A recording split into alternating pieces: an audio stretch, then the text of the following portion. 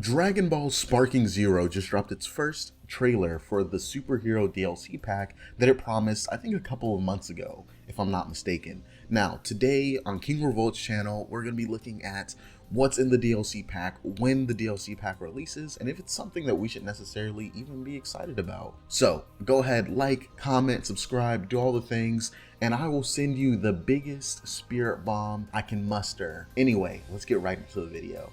So, unlike my previous videos, I'm not going to end up doing like a shot-for-shot breakdown of whatever we're watching right now. That's not something that I necessarily want to do.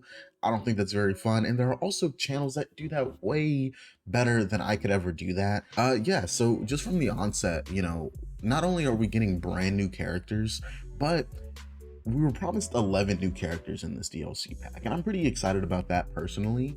But, once we got to the end of the trailer, it was revealed, despite the cool cutscenes that you're probably seeing a little bit of in the background right now, or have already watched on your own, those characters are ultimately only like 3 or 4 characters maybe. So you have Gohan, Piccolo, Gamma 1, and Gamma 2, and there might be like another one that I'm missing, and Cell Max. Okay, so pretty exciting, right? Like, who wouldn't be excited about, those characters coming in a DLC pack, getting to play Cell Max, which I'm not gonna lie, whoever out there has been like fiending to play Cell Max, bro, this channel might not be the place for you. But overall, it's a pretty good lineup, but I think counting each transformation as a separate character, it's the same issue that I kind of had with Sparking Zero in its inception, whenever it's like, oh, there's going to be 182 characters. Well, it's like, man, 24 of those are Goku, and I don't know if that's an exact number, but I'm sure it's pretty close. We have so many Gokus, so many Vegetas, so many of, we have a lot of Gohans and things like that as well. So to count them all as different characters, instead of, I would have preferred to have had them rolled into one character. That would have been my preference. I get it, it makes the roster look huge, but it's, to me, still a bit disingenuous to kind of what I expect whenever I hear you get to play 182 distinct characters, right? And the same thing applies here.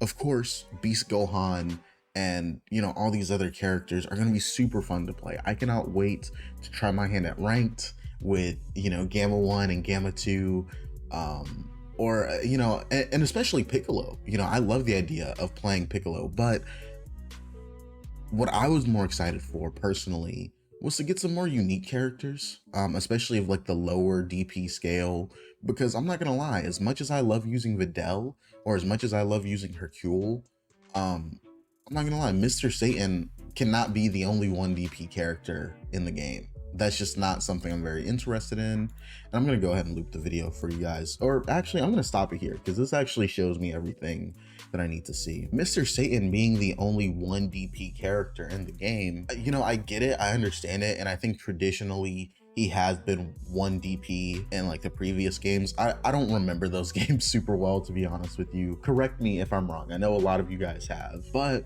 looking at the lineup here, on the screen, it's like, yeah, cool. We get Piccolo, we get Cell Max, Gohan of varying states, and Giant Piccolo, and then Gamma 1 and Gamma 2. That's a pretty good lineup, but I would have liked to have gotten maybe Teen Goten or Teen Trunks. And, this isn't me complaining about the DLC before it comes out. I know this video kind of seems like a bigger rant or something like that, and I promise it's not. I'm super excited for what we did get, for what Sparking Zero is, which I don't think is the greatest game of all time. I don't even think it's the greatest fighting game of all time. I'm still playing it months later. I'm probably one of like 5 people who's still playing Sparking Zero, and that's just because it's comfortable. It's a comfortable game to boot up and get going, even with the lack of content that it's got. I can imagine 5 years from now what it's what we're gonna have in store, unless we get a Sparking Zero 2.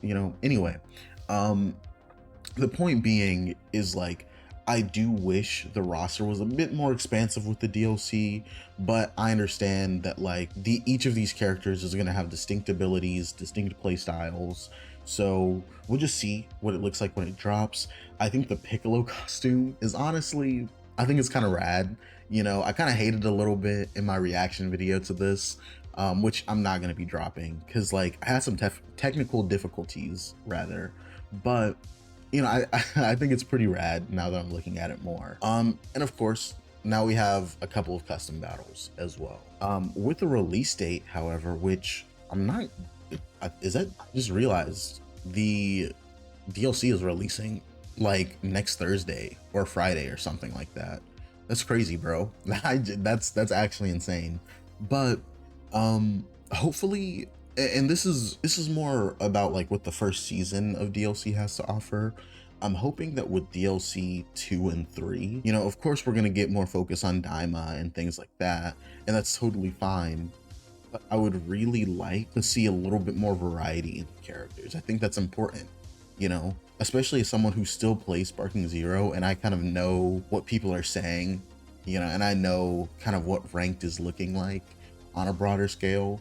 I think we need more characters that can like feasibly mix up what's going on when people are playing against each other. And I don't just mean with ranked, I mean in general, you know, whether it's couch co-op or whatever the case may be.